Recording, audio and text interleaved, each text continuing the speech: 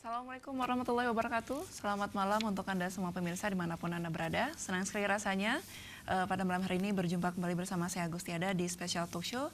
Dan di malam hari ini selama 60 menit ke depan kita akan bersama narasumber kita untuk membahas tema pada malam hari ini, tanggung jawab pelaksanaan syariat Islam di Aceh. Nah pemirsa, untuk Anda juga pemirsa dimanapun Anda berada, dalam masyarakat Aceh sejak zaman Sultan Iskandar Muda ini sudah ada ungkapan ataupun petuah adat yang mengatakan syariat ngon adat lagi zat ngon sifat, yang berarti tidak bisa dipisahkan. Ya, kita menyapa terlebih dahulu narasumber kita di malam hari ini. Assalamualaikum, selamat malam untuk Profesor Dr. Alyasak Abu Bakar MA selaku Guru Besar Fakultas Syariah dan Hukum UIN Araniri Banda Aceh. Assalamualaikum, selamat malam. Ya, Waalaikumsalam warahmatullahi wabarakatuh. Saya izin panggilnya Ustadz nih. Baik, terima kasih. Ya, dalam kondisi yang cukup baik Ustadz ya. Alhamdulillah, baik, mudah-mudahan. Baik, terima kasih banyak Ustadz untuk kehadiran di Studio CTV dan pemirsa. Saya juga akan menyapa. Assalamualaikum, selamat malam untuk Dr. Syukri M. Yusuf MA selaku Kepala Sekretariat MPU Aceh. Assalamualaikum. Waalaikumsalam. Nah, tadi saya panggil beliau Ustadz, ini saya manggilnya izinnya Tengku kali ya. Boleh. Oke, terima kasih banyak untuk kehadiran narasumber kita di malam hari ini. Dan untuk Anda pemirsa dimanapun Anda berada, nanti kita akan membuka segmen kedua dan juga ketiga, line interaktif yang ingin bertanya tentang tanggung jawab pelaksanaan syariat Islam di Aceh. Baik, Ustadz Alyasak, saya izin. Anda adalah kadis pertama kali. Kadis Syariat Islam tahun 2002. Ini mulai syariat Islam berlaku di Aceh ya Ustadz ya. Saya pengen nanya nih, selama 7 tahun kurang lebih menjabat sebagai Kadis Syariat Islam, kendala saat itu seperti apa nih Ustadz? Ya, barangkali kalau kita kembali ke sejarah, izin pelaksanaan syariat Islam di Aceh secara resmi itu diberikan tahun 1999 melalui Undang-Undang Nomor 44. Ini kemudian sesudah itu atas perintah MPR itu diperbaharui dengan otonomi khusus yang diberikan melalui Undang-Undang 18 tahun 2001. Nah, jadi inilah dua undang-undang yang menjadi landasan pelaksanaan syariat Islam. Nah, jadi pada awal saya diberi kepercayaan, diberi amanah, dilantik oleh Pak Abdullah Putih, maka yang pertama sekali dilakukan itu memberitahu pemerintah pusat bahwa Undang-Undang 44 itu tidak bisa dilaksanakan. Kenapa?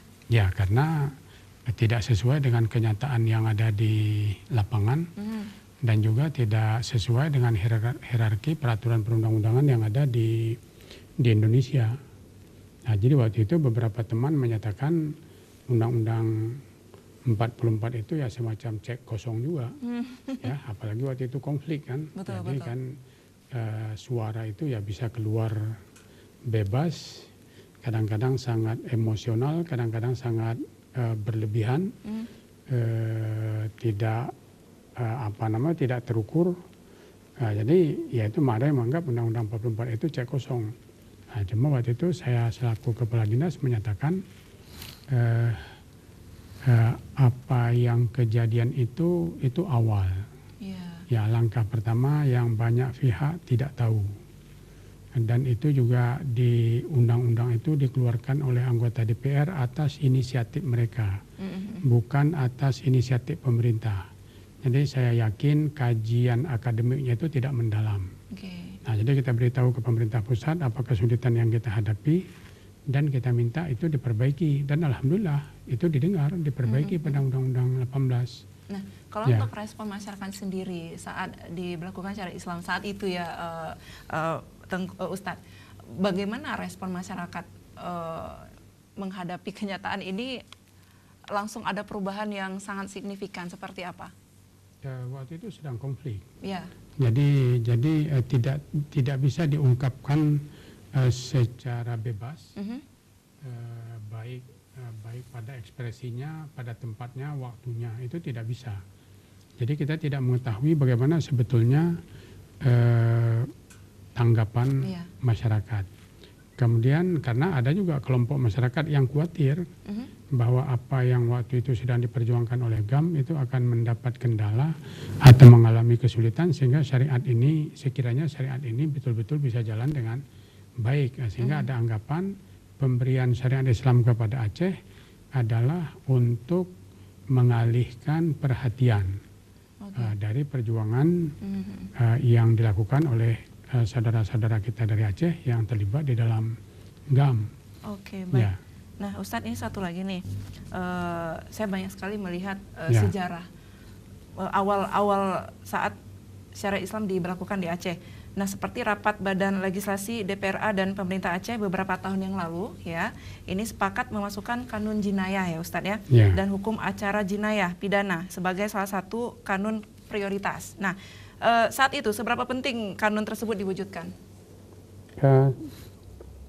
Sebetulnya kanun jinayat itu bukan bagian yang paling penting, nah, tetapi itu salah satu yang dipilih untuk dilakukan.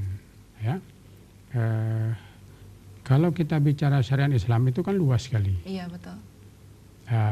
Contoh sederhana saja pendidikan. Pendidikan itu adalah bagian dari syariat yang saya rasa sangat besar sekali pendidikan itu, dan penting sekali. Dan yang mengurusi pendidikan itu ada dinas pendidikan. Kemudian masih ada lagi Majelis Pendidikan Daerah, waktu itu MPD, sekarang ini MPA, Majelis Pendidikan Aceh. Ada lagi kantor wilayah Kementerian Agama yang juga mengurusi pendidikan, dan di Aceh masih ada lagi Badan Daya. Ini umpamanya. Nah, ini semua mereka ini secara langsung atau tidak itu mengurusi syariat Islam. Ya, pendidikan itu adalah pendidikan yang berbasis kepada syariat. Dan syariat Islam itu akan bagus di Aceh, pemahamannya akan betul kalau pendidikannya baik. Nah, jadi ketika kita tanya bagaimana tanggapan kepada syariat Islam, apa yang menjadi prioritasnya, sebetulnya itu lebih besar dan lebih penting. Nah, tapi mungkin pendidikan ini sudah pekerjaan rutin. Jadi artinya dari dulu-dulu diurusi oleh dinas syariat, sekarang diurusi dan nanti pun akan diurusi lagi. Ya. Jadi karena itu tidak terlalu menarik. Sedangkan dinas syariat Islam ini kan dinas baru, instansi baru yang sebelumnya tidak ada. Jadi seolah-olah apa yang dikerjakan oleh dinas syariat hanya itulah yang mewakili syariat Islam. Sebetulnya tidak. Nah, jadi sejak dari awal itu sudah ada upaya bagaimana supaya bank itu menjadi Islami. Jadi praktek riba itu bisa dihentikan. Jadi itu bukan belakangan, dari awal. Jadi di Dinas Syariat Islam itu dulu kita membentuk Badan Arbitrase Nasional Perwakilan Aceh. Itu kita usahakan. Dan rancangan kanun untuk Islamisasi bank di Aceh juga dilakukan. Nah, beberapa konsultasi dilakukan dengan Bank Indonesia. Waktu itu belum ada Otoritas Jasa Keuangan. Nah, itu kita lakukan. Apa yang mungkin kita kerjakan untuk menjadikan bank-bank di Aceh ini berjalan dengan prinsip syariah. Jadi waktu itu himbauannya pada tahun 2002 dan seterusnya itu ketika masih konflik, semua perbankan di Aceh itu harus membuka unit syariah. Itu dulu himbauannya. Himbauannya itu dulu. Tapi pada kenyataan Ustadz masih banyak bank yang tidak berlandaskan syariat Islam nih Ustadz. Betul. Inilah saya katakan tadi kan. Jadi artinya pelaksanaan syariat Islam di Aceh itu prioritasnya itu sebetulnya bukan kanun jinayat saja. Jadi masalah perbankan, masalah pendidikan, masalah zakat, dan juga masalah perwalian anak yatim, korban konflik itu banyak, apalagi sesudah tsunami. Jadi itu semuanya masalah-masalah yang dihadapi dan dikerjakan, cuma tidak mendapat publikasi, ya, tidak mendapat publikasi yang segencar dengan kanun jinayat. Baik, Ya. Terima kasih banyak Ustadz. Saya ke Tengku Syukri M. Yusuf. Tengku, ada banyak yang mengatakan bahwasanya syariat Islam di Aceh ini berjalan hanya setengah-setengah saja, tidak 100% berlandaskan syariat Islam. Bagaimana pendapat Tengku? Ya. Saya kira tanggung jawab pelaksanaan syariat Islam itu menjadi tanggung jawab kita semua, dan termasuk orang yang mengatakan seperti itu, dia punya tanggung jawab untuk melaksanakan syariat Islam di Aceh. Jadi kalau orang ingin menilai, itu sah-sah saja, artinya semua orang boleh mengatakan, apalagi kalau melihat bahwa banyak hal yang belum terjadi perubahan misalnya dalam konteks penegakan syariat Islam di Aceh. Jadi tentu saja orang bisa menilai itu, ya walaupun juga sudah banyak hal yang sudah berubah, sudah banyak hal yang sudah kita lakukan, tetapi ada orang yang begini, kalau saya bisa mengilustrasikan, ada orang yang ingin mengukur segala sesuatu itu dengan cita-cita, kira-kira seperti Simsalabim membalikkan telapak tangan, kan? Maunya sekarang ini begitu azan dikumandangkan, orang nggak ada lagi di jalan, langsung masuk ke masjid. Kan ini mengukur dengan cita-cita, artinya kita ingin cita-cita kita seperti itu. Tapi pada kenyataannya itu kan sulit dan itu tidak mungkin dilakukan. Jadi tentu bertahap, berproses, ya pelan-pelan kita laksanakan. Nah, orang-orang yang tidak sabar dengan melihat kenyataan ini, dia langsung mengklaim bahwa syariat Islam di Aceh itu tidak jalan. Tapi sebetulnya seperti Pak Prof bilang tadi, sudah banyak yang sudah dibenahi dari berbagai aspek, ya, termasuk aspek pendidikan, aspek zakat dan lain, termasuk ekonomi. Bank Aceh sudah konversi ke syariah. Kan ini salah satu keberhasilan yang telah dicapai dalam konteks penegakan syariat Islam di Aceh.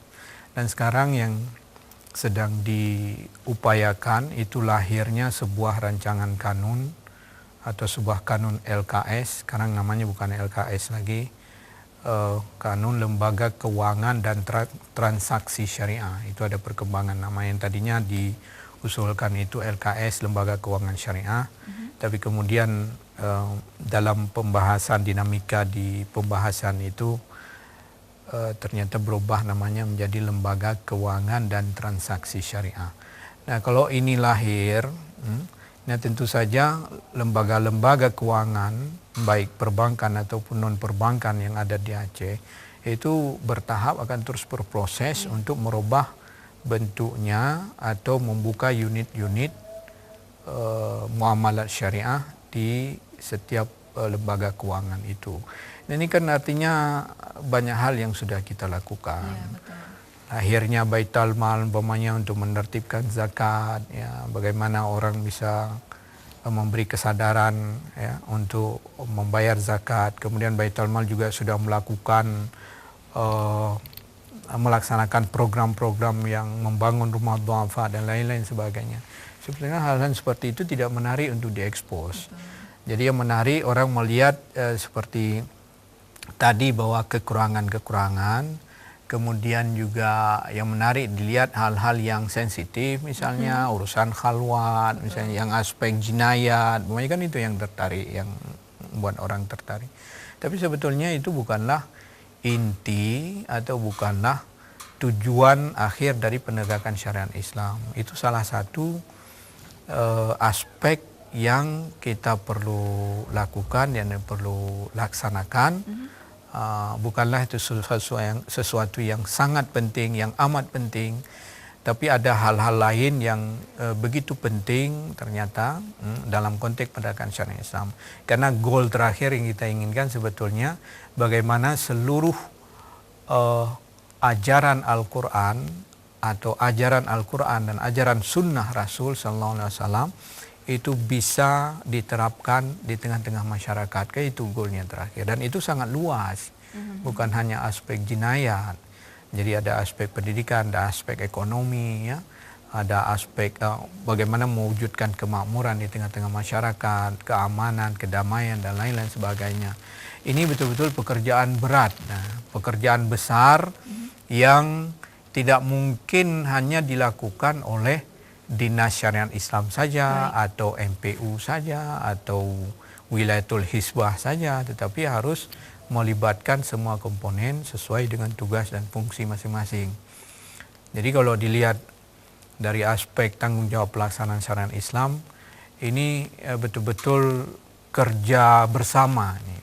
Kerja bersama dalam artian tidak hanya kita berpangku tangan kemudian menyoroti, melihat apa yang sedang dikerjakan oleh orang lain, apa yang sedang dikerjakan oleh Dinas Syariah Islam, oleh MPU misalnya, tapi semua kita harus bertanya atau punya tanggung jawab untuk berpikir dan melakukan apa yang dapat kita lakukan demi terwujudnya syariat Islam di Aceh. Baik, terima kasih banyak. Tentu nanti kita akan kembali lagi, Baik. kita akan sambung. Ya, dan pemirsa jangan kemana-mana, tetap di Special Talk Show. Nanti di segmen kedua kami akan membuka line telepon interaktif. Jangan kemana-mana, tetap di Special Talk Show.